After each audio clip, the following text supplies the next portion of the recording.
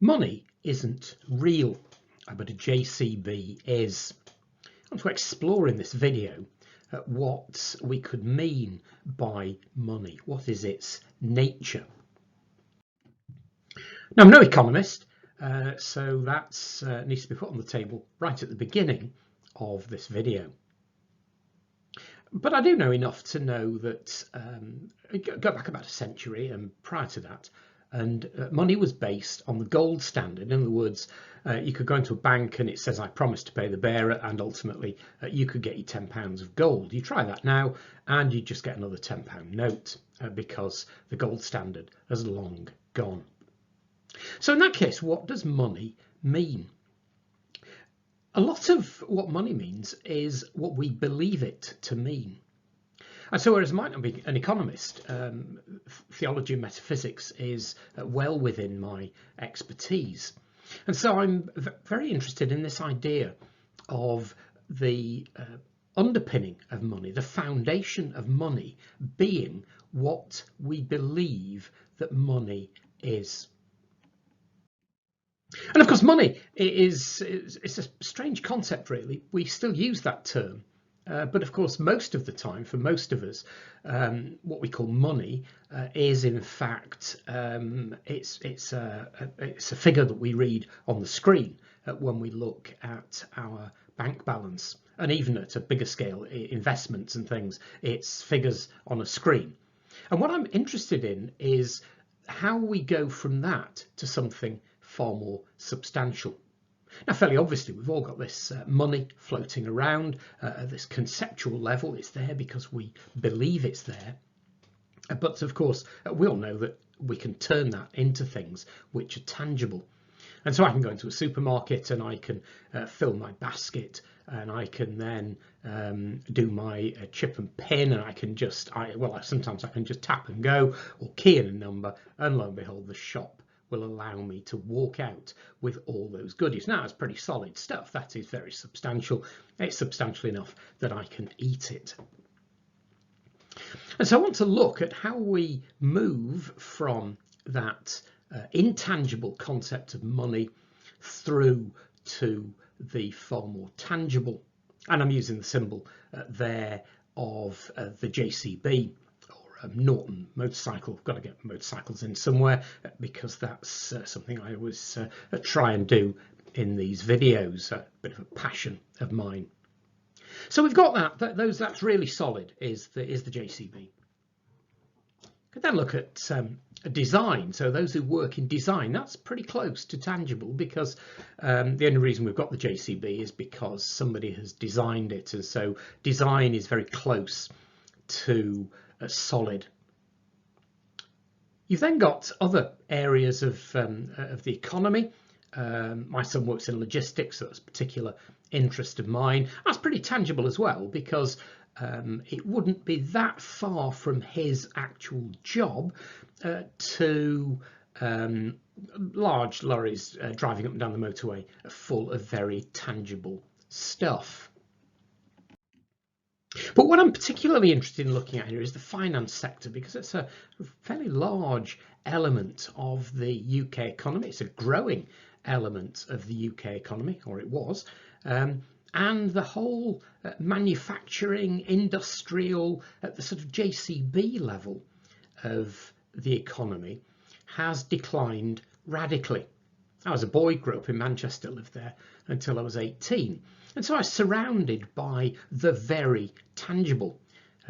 Those big northern cities were completely rooted in engineering. And so they were definitely building things. So my father worked in chemical engineering. Other fathers worked in the aircraft industry. Avros was a major local employer. Ferranti's, which was electronics. ICI paints division. And so I was used to the idea that that working was about producing things which were very tangible. JCB is a bit further south than Manchester, but let's stay with that JCB image. To me, growing up, which I can understand, the economic base of this country is stuff that you could pick up. It might be coal from the local pit. It might be things then that coal was used for to make. And so we've got our JCB. And so looking then at this balance between the very intangible, which is finance, which I'm proposing is very much something that it has value while we believe in it, and then the very tangible, the JCB. And at the moment, our economy, I think, is probably far too weighted in the direction of finance. Now, that's clearly served us very well. There were some concerns about it over Brexit, and we've yet to see how that unfolds because, of course, COVID-19 came in and was a bigger issue than Brexit. But one of the things that has done for us is shown potentially just how fragile it is to have an economy that is based on something as intangible as what people believe. Now, of course, if we're going to then rethink and have a different basis to our economy, and have a basis to our economy which is far more at the JCB level, or certainly at the design and maybe logistics, but we're not really very far at all from JCB solidity, then what will that mean? Well, it's got to mean changes in thinking about wages and prices, because where's all our stuff made at the moment? I mean, I'm looking at the moment at the electronics on my desk. I'm going to take a guess: the webcam, the monitor, potentially the laptop, and various other bits and pieces of electronics lying around were all made in China. And a huge amount of things that we use, things that we have, if we look at their country of origin, we will find that it's not in the UK. And so one of the things that COVID-19 has shown, as everybody's closed down their borders, travel has become incredibly difficult, and there's very much a reliance on, well, what have we actually got in our country? And that very quickly shows up that we have become incredibly reliant on other countries. Now, potentially in an unhelpful way, and particularly when we're so dependent on China, and our relationship with China at the moment is very uncertain. And so as we move out into a post-COVID-19 lockdown world, what are we going to do? And so what I would be very interested in seeing is in this different world, as things are rethought, things are going to have to be rethought, a much more secure and solid base for the economy. And so rather than having our economy founded very much on just that which exists and is worth something if we all believe it, and an economy which is based on that which really nobody's going to dispute exists, like a JCB. Now, we have to be careful here. I know enough about economics and politics to know that it's not really a very helpful way if you go too far in that direction and you then end up with protectionism and sort of very strong nationalism. That's probably unhealthy, and that doesn't lead to a safe and secure world. But we have identified, even if we didn't realise before, that there are some pretty profound flaws with the globalisation and neoliberal economics that we have worked with so far.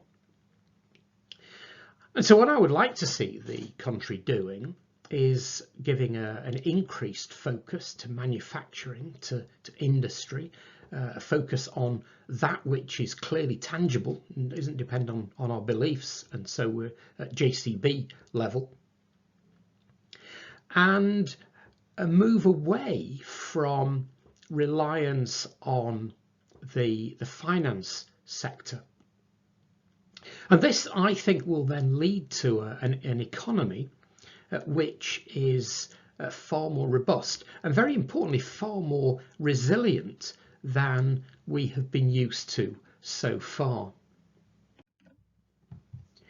And as part of that as well, one of the concerns I've got is the waste that we end up with in our manufacturing, the built-in obsolescence, the amount of electronics, digital, which prevents people repairing, and so we end up hostages to these big companies like Apple. And so as part of this shift to a new post-COVID world, an economy which is based far more at JCB level, that we should be working on a circular economy model where we are not just taking raw materials, churning them through into something which eventually just gets thrown into landfill at the end. But we're working far more with a circular economy, and so therefore everything that we use, we are really confident that most, if not all of it, at the end of the process will be fed back into that manufacturing cycle to be made into something else.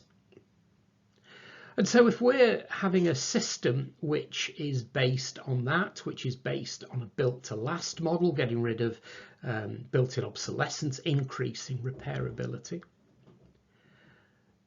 then one of the things that will require is a radical rethink. It will shift wages, it will shift prices, it will change the entire basis of the way we work. It could mean that in many ways we feel as if we are worse off. We feel as if we've got less money. We feel as if we've got less possessions. Now, I'm not advocating we do this very suddenly. Economies, I'm aware, are very fragile, very sensitive. But we've got to make some fairly rapid movements as we come out of the COVID lockdown.